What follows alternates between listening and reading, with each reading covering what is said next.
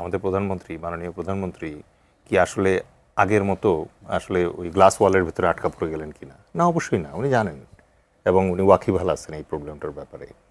Professor Parvez already অনেকগুলো চমৎকার measures কিন্তু সাজেস্ট করে দিচ্ছেন। বাট যেটা সমস্যা হয়ে গেছে বাংলাদেশে, যে এই পলিটিক্যাল মানে গ্লোবাল যে ক্রাইসিসটা আছে, এটা ডামাডোলে আমাদের সরকারি দল মানে যেহেতু জনগণের চোখ এখন ওইদিকে ব্যস্ত, এই সুযোগে তারা অদ্ভুত কিছু কাজ করছে। যেমন ধরেন এসালামের ব্যাংকগুলো আবার এসালামকে ফিরিয়ে দেওয়ার যে একটা প্রচেষ্টা। এবং আপনি লক্ষ্য করে দেখেন, ওই প্রফেসর পারভেজ যেটা বললো, $1.3 বিলিয়ন IMF-এর একটা কিস্তি বাকি ছিল। IMF বলেছে আর দিবে না, কারণ এই ব্যাংকিং খাতের এই সমস্যাটা তারা নোটিস করেছে। তো এই জায়গাটায় যেটা খুব ইম্পর্টেন্ট, সেটা হচ্ছে সরকার কি আসলে জনকল্যাণকর কাজ করতে চায় কি না, এটা হচ্ছে প্রথম প্রশ্ন। দ্বিতীয় প্রশ্ন হচ্ছে যে তাদের ভেতরে ওই মেরিটোক্রেসি বা মেধাটা আছে কি না। যেমন আমরা আলোচনা করছিলাম যে এই মুহূর্তে তেলের সংকট হচ্ছে, বড় হচ্ছে রাস্তায় গাড়ি লাইন ধরে আছে তেল সংগ্রহের জন্য, তাহলে ওখানে লোড কমান।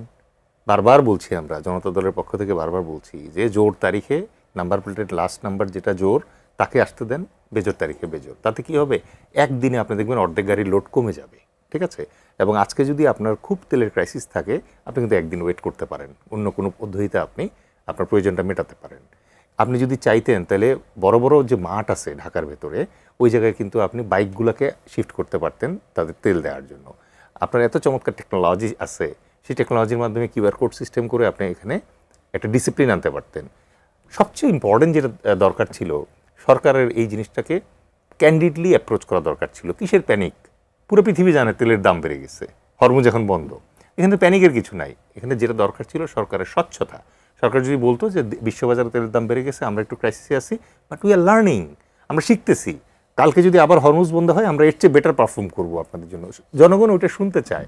কিন্তু অদ্ভুত ব্যাপার হচ্ছে যে এই সরকার আসলে ওই একটা বড় মেজরিটি পেয়েছে, তারা ধরাকে সরাজ্ঞান করার চেষ্টা করছে। এই যে আপনি এই আগে যে কথাটা বলছিলাম যে অফিস আদালতের টাইম কমানো হলো, শপিং মলগুলো আগে বন্ধ করে দেওয়া হচ্ছে, এগুলোতে কোনো উপকার কি আসছে না?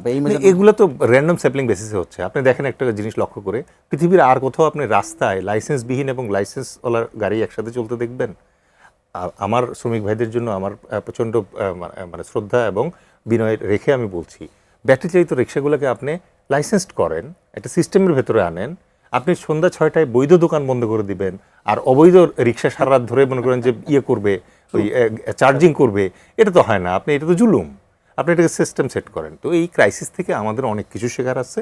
এবং প্রথমত আমি যদি বলি যে জিও স্ট্র্যাটেজিক্যালি আমাদের শেখার যেটা ব্যাপার আছে, সেটা হচ্ছে রিজিওনাল ডিপেন্ডেন্সিটা বাড়াতে হবে, সো দ্যাট আমাদের সাপ্লাই চেইন এত লম্বা না হয়ে যায় যে আমাদের যখন এরকম ক্রাইসিস হবে তখন যেন আমরা এরকম বিপদে না পড়ি। 2 নম্বর হচ্ছে আমাদের রিডান্ডেন্সি ক্রিয়েট করতে হবে। 3 নম্বর হচ্ছে আমাদের অল্টারনেটিভ সোর্সগুলো ক্রিয়েট করতে হবে, তেল হোক আর অন্যান্য ক্ষেত্রে। কালকে যুদ্ধ লাগলে তো যুদ্ধের সরঞ্জামের ব্যাপার কোথায় যাব আমরা, ঠিক আছে। সো সেটার ব্যাপারেও ভাবতে হবে। নেক্সট যেটার ব্যাপারে শেখার ব্যাপার আছে ডিপ্লোম্যাটিক্যালি আমাদেরকে হেজিংটা এখনই শিখতে হবে, যে কিভাবে ধরেন ব্যালেন্স করতে হয় ইন্ডিয়া, চায়না, তারপরে হচ্ছে পাকিস্তান, টার্কি, USA এই জাতীয় পাওয়ারের সাথে, সো দ্যাট আমরা আমাদের ছোট্ট বদ্বীপে 18 কোটি দুর্ধর্ষ লোকজন নিয়ে যে আমরা আছি, আমরা যেন যে কোনো প্রবলেম সলভ করতে পারি। নেক্সট আপনার যেটা মানে শেখার ব্যাপার আছে, সেটা হচ্ছে ন্যাশনাল ইউনিটির প্রয়োজনীয়তা।